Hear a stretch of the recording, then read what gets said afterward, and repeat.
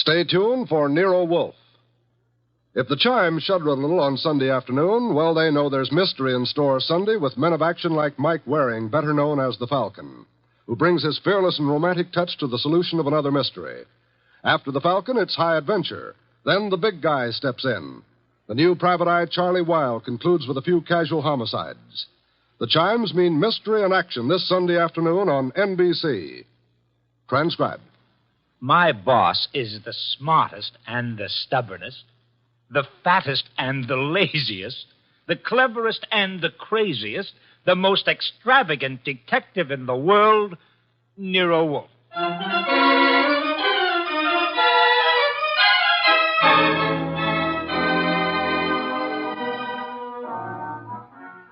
It's the adventure of Stamped for Murder, with that brilliant, eccentric private detective, orchid fancier, and gargantuan gourmet, Nero Wolfe, starring Sidney Greenstreet.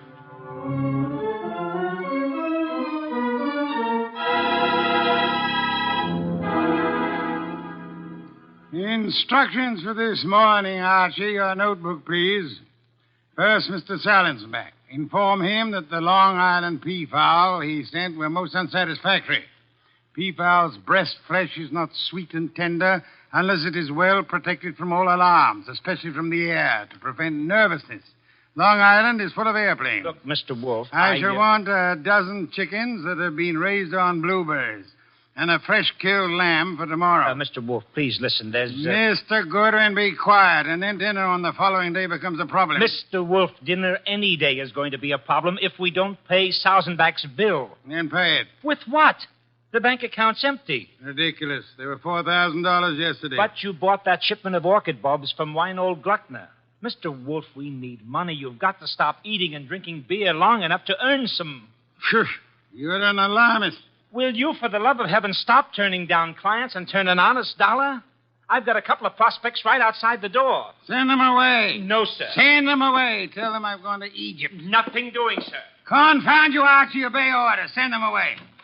Miss Kent, Mr. Rodman, come in, please. Thank you. Confound you, Archie. You're mutinous. Yes, sir, and you're stuck with it. This is Miss Gloria Kent and Mr. Rodman. They arrived as advertised with a pressing problem. Good morning. You people are here by sufferance only. I shall speak to Mr. Goodwin about it later. Yes, indeed. I don't like pressing problems, Miss Kent. What are yours? My father. Indeed, I'm not a court of domestic relations, Miss Kent. What did your father do? Beat you? Withhold your earnings? Discourage your suitors?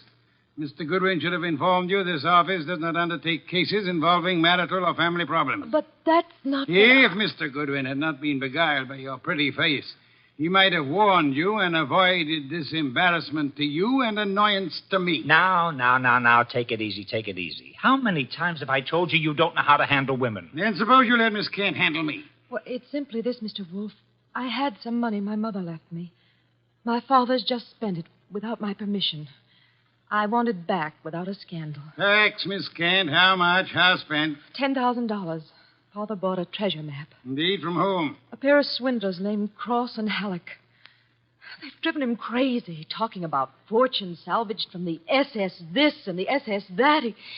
He's got a map and old letters he studies. He's childish. Many fortunes have been recovered. Many more await on the sea bottom. How do you know your father has been duped? Well, I know.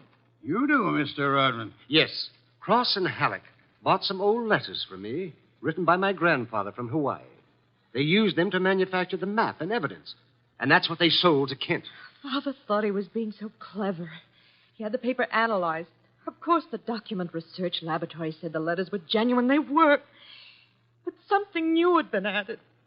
I'd have never known if Mr. Rodman hadn't told me. You're a party to the swindle, Mr. Rodman? I was not. I never knew what they were up to. Mr. Wolfe, you've got to help me. I can't do anything with Father. I can't convince him. Even Mr. Rodman can't. No, Miss Kent, I'm sorry. This is not for me. Oh, but you must. You must. Not in my office, madam. No tears. Please, Archie, stop her. Okay. Archie, when Miss Kent has finished her disgraceful exhibition, show them out. How dare he walk out on us like he was... Easy. I know him. You don't. He gets into a panic when women cry, or else he's curious about what Fritz is cooking for lunch. Now, just wait a minute, please. Oh, aren't you ashamed of yourself walking out like that on that poor kid? That hysterical gamma. She's lost all of her money. She needs help. I charge high fees, Archie. So charge a small fee. Do you want her to starve? Good heavens. Starve? How monstrous. I'm not kidding. While you'll be in here smelling your dinner, she and her father will be starving. I thought you were bringing me a paying client. Well, this is different. She's, Beautiful. Archie, you're impossible. Oh, very well. Go back into them. Get names, addresses, facts. I am not committed to Miss Kent's case, but we'll see. Be a tribute I paid for your weakness for a pretty face.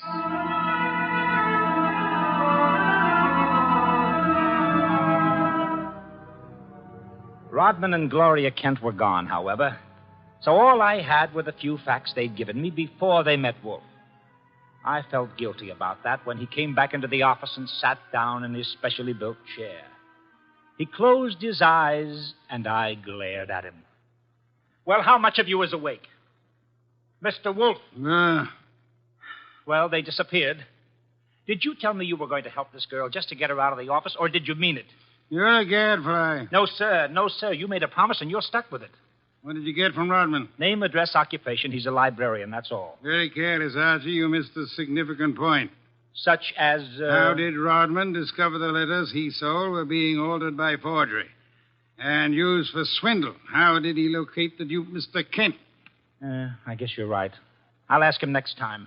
But what about now? Are you going to get Gloria's money back? I assume you call Miss Kent Gloria solely in order to annoy me. It does. Stop it. Get Cross and Halleck. On my way. You'll find them at the Hotel Bogart. Wrong, sir. According to my notes, their address is... Never mind their address. The Hotel Bogart is the headquarters for successful, confident tricksters. They celebrate their victories there while the money lasts. You will possibly find Cross and Halleck drinking whiskey or lunching, probably both.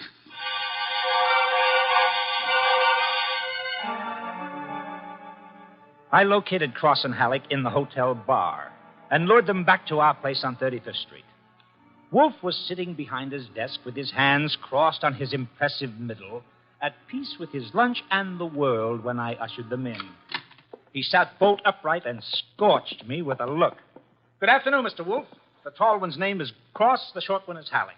They want to help me invest my money. Gentlemen, Mr. Nero Wolfe.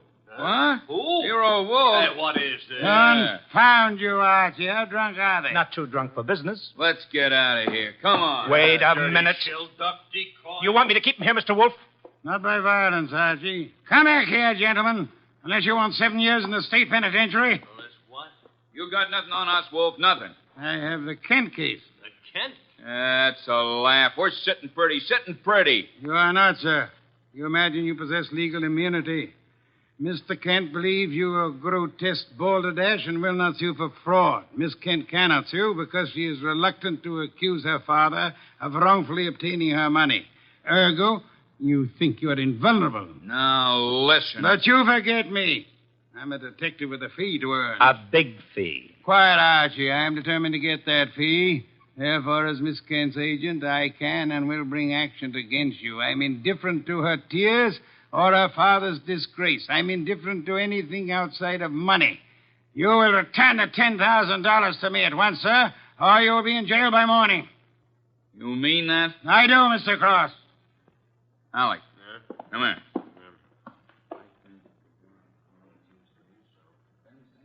Come on, hurry. Okay. Here, Mr. Wolf. Alec and I have decided we don't want to get in any trouble with you. Here's your $10,000. Let's have it. Give the dough to Kent, Mr. Wolf, and get the letters and map back for us. You've got a reputation for being tricky, but honest. We trust you. Come on, Alec, let's go. Well, how about that? Preposterous. No, sir. Take a look. $10,000, genuine coin of the realm. That man Cross is a fool. Does he imagine I'm to be fooled so easily? What do you mean he left the money? He surrendered too quickly, Archie. Too easily. And that money in the envelope he was carrying all ready to refund. Why? Well, maybe he's got a better sucker. I heard him mention a Ben Sanford. Nonsense. Does he need Kent's forged letters and map to cheat this Ben Sanford? Couldn't he prepare another set? I guess you're right. Something's fishy. In any event, it's no concern of mine, thank heaven. Why not? I'm not committed to Miss Kent in any way. As a favor to you, I undertook to regain her money. I have done that. You may take it back to her and obtain the forged papers in return. But, Silence, Mr. Goodwin. Go to your redhead charmer. Leave me in peace. I intend to spend this afternoon with my New World Atlas.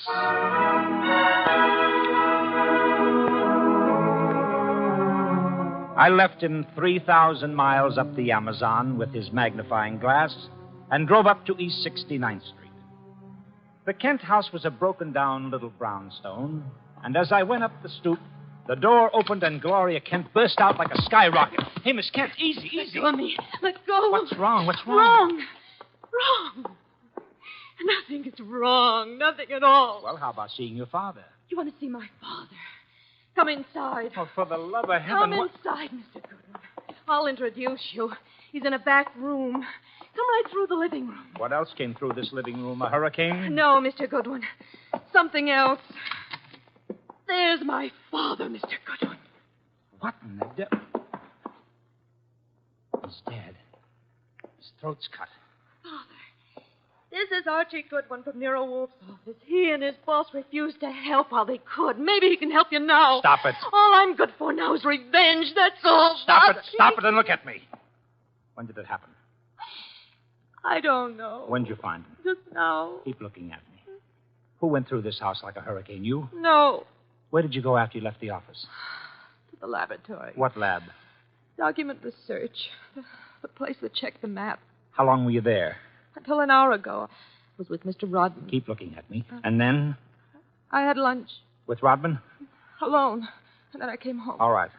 All right, now listen to me. I want you to go to Mr. Wolfe's house right now. Have you got cab fare? Yes? All right, take a cab. I've got to stay here, but I'll call Mr. Wolfe and tell him you're on the way. Now, get.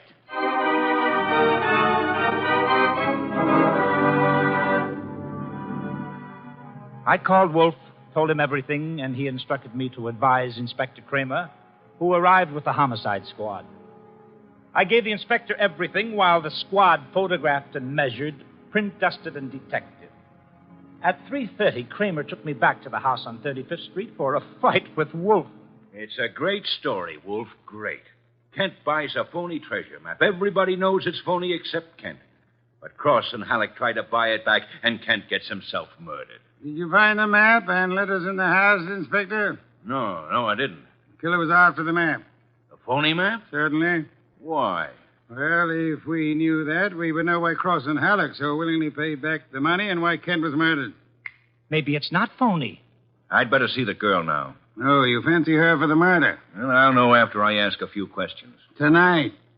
She's had a shock, Mr. Kramer. She needs rest. Look, Wolf, I want her. Why bother with her when there's so much to be done? Yes, such as? Cross and Halleck, find them. And the mystery man they spoke of, Ben Sanford. These are the men you want now, not this poor, overwrought girl. Yeah. All right. The girl will be here for questioning tonight, though, huh? Tonight, Mr. Kramer. Okay. You'll hear from me later on. Well, you buffaloed him out of that, okay. Say, why don't you want her questioned? Is she guilty? I don't know. Well, what did she say when she got here? She said nothing. She never arrived. She never what? She never arrived. Well, then why did you tell Kramer she was resting? Would he have believed the truth? She must be found. More important, we must learn why forged letters and forged map produces turmoil. Find the killer and you find the map. You said so. I said the reverse, which is an altogether different statement. Archie, I want a photograph of that map. Get it. Oh, sure. Any particular camera you want me to use? You'll find a photograph of 200 Vanderbilt Street. Are you kidding? The lab cannot check the authenticity of old papers without photographing them in ultraviolet light, infrared light, and so on. If this document research lab has examined those papers, they will have photographs. Get them.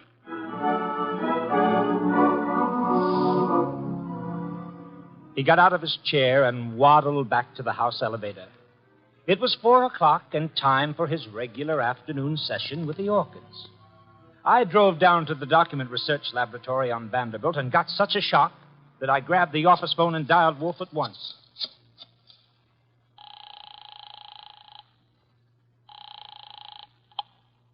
Nero Wolfe. Mr. Wolfe, Archie here. What's the matter? You lost? No, sir. No, sir, but I found something. Photographs? No, Mr. Wolfe, I don't think you'll ever see any photographs of the Kent map. I don't think any were taken. Indeed. But guess who runs the document research laboratory? No. Don't guess. You probably know. A man named Ben Sanford, and he's sitting right here looking at me. Bring him home with you. Home? But it's 4 p.m. This is the sacred hour when you pray over your orchids. Then Mr. Sanford can join the ceremony.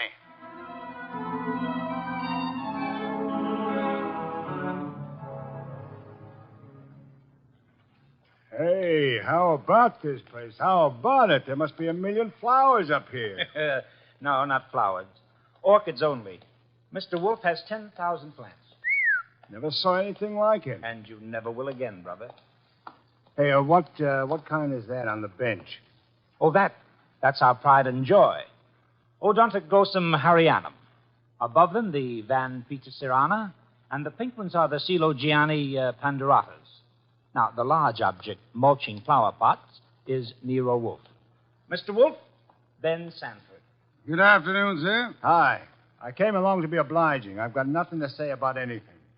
How much have you offered Cross and Halleck for their treasure map? No comment. Mr. Sanford, I'm going to make some assumptions. I assume that you are not, in fact, a document expert, but an accessory to the fraud of Halleck and Cross.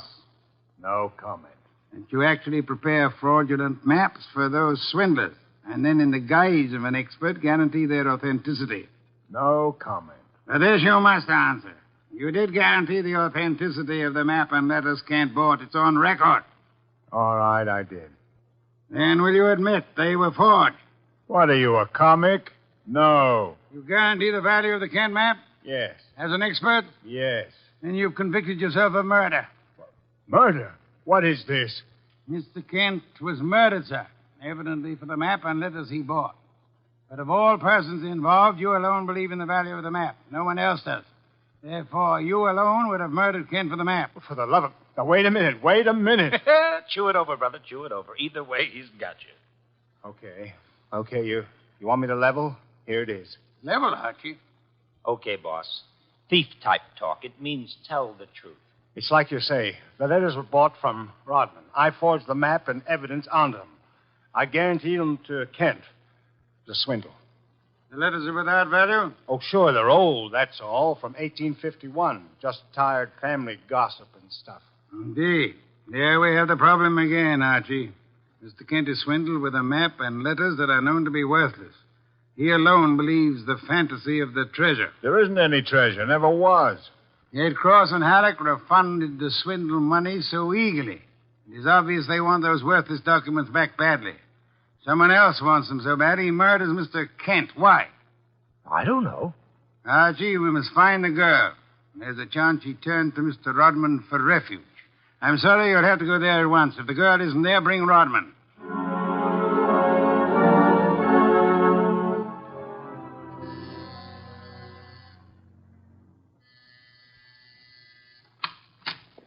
Yes? Hello, Rodman. Remember me? I'm Archie Goodwin from Nero Wolfe's office.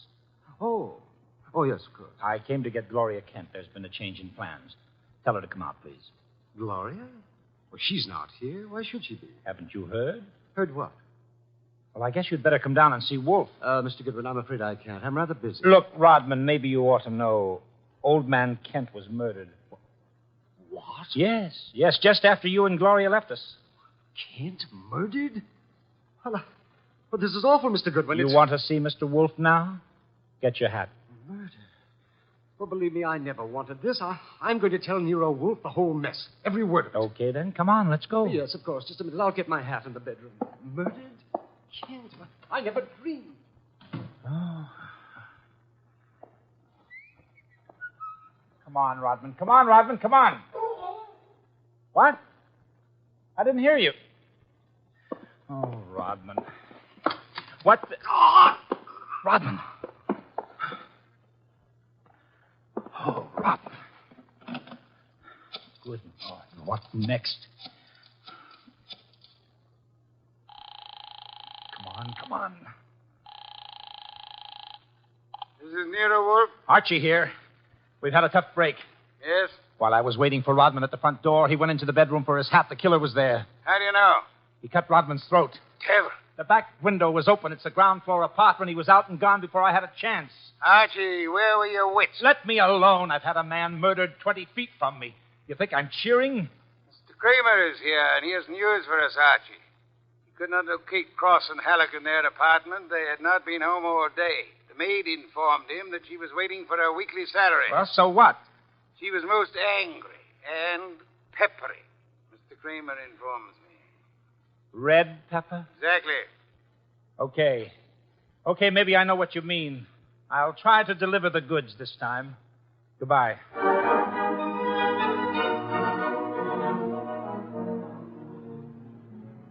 I drove down to the apartment house on Gramercy Square where Cross and Halleck lived, took the elevator up to the 10th floor, found the right door, and slipped in with a passkey.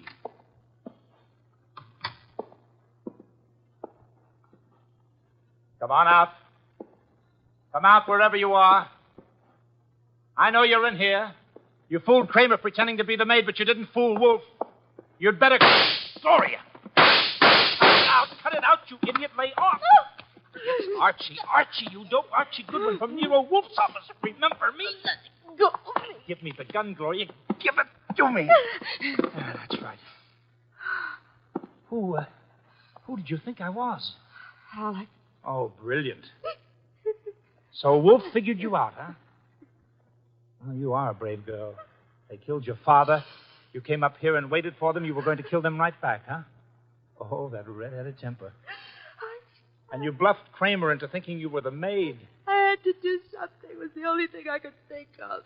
To come here and kill him. Well, you're coming home with Archie. And just remember one thing. When Wolfe's working for you, don't try to do any thinking. It only gets in Wolfe's way.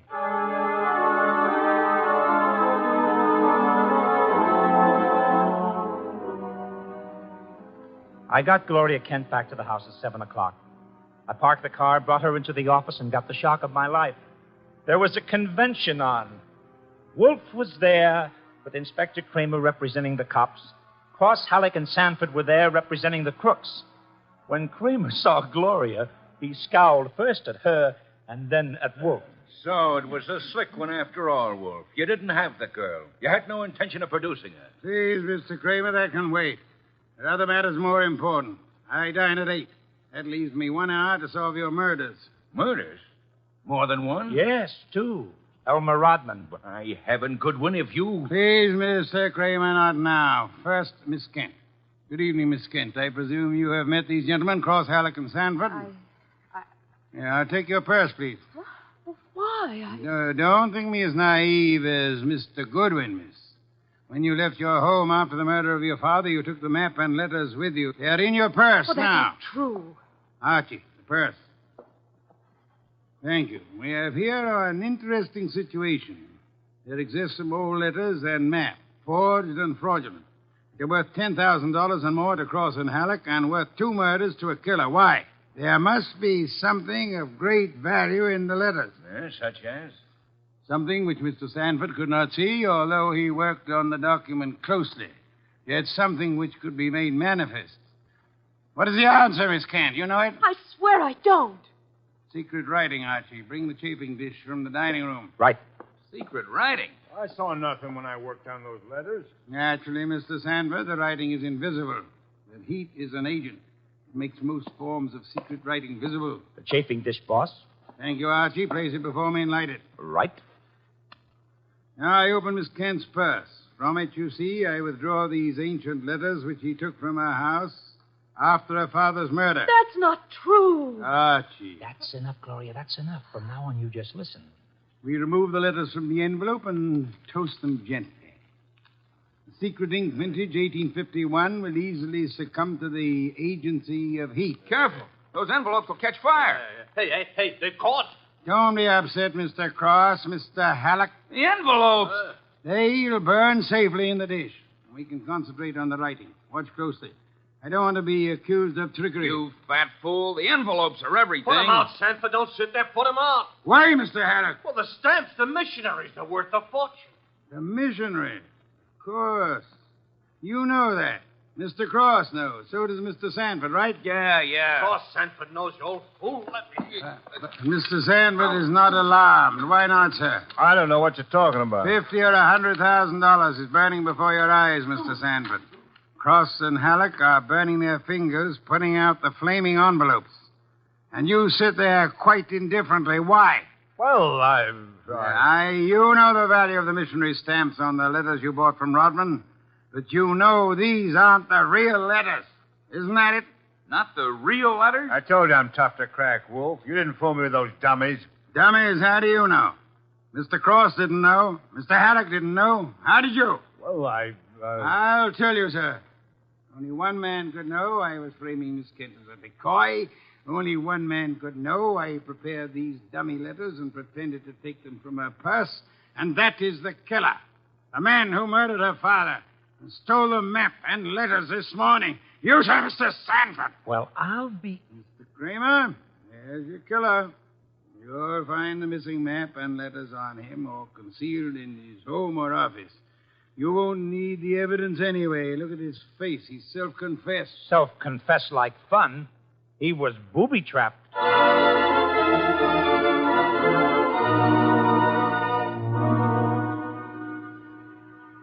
No, Mr. Kramer. Not a complicated case, really. Very simple. Elmer Rodman sold a packet of old family letters to the swindlers for a small sum. They used the letters to perpetrate their fraud on Miss Kent's father. And the stamps on the letters were valuable? They were a special Hawaiian issue 1851, Miss Kent. Nicknamed missionaries, because missionaries used them for writing home. They are extremely rare stamps worth upward of $25,000 each.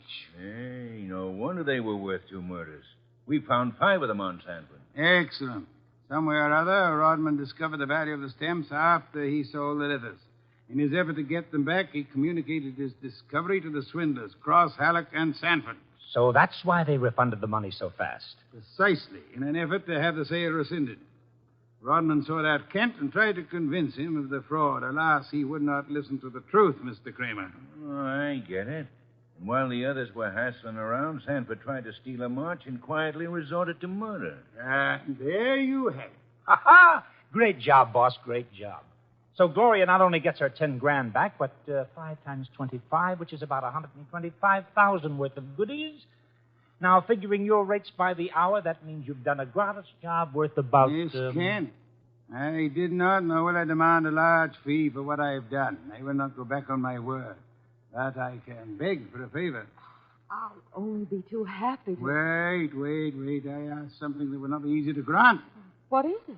Will you use your red hair, your pretty face, your admirable figure, and your ample fortune to lure Mr. Goodwin away from this house tonight? I would like to enjoy my dinner in peace. That won't be difficult, Mr. Wolfe. Let's have an understanding right now, Gloria. Difficult for you or for me? I'll be delighted.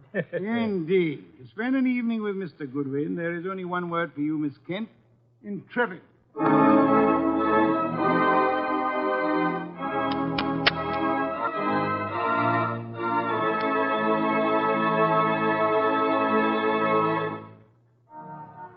You have been listening to The New Adventures of Nero Wolfe, starring Sidney Greenstreet.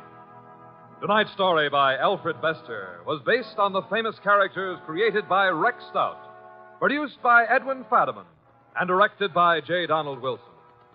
In the cast were Wally Mayer as Archie Goodwin, and Gene Bates, Howard McNair, Jay Novello, Larry Dobkin, Bill Johnstone, and Herb Vigran.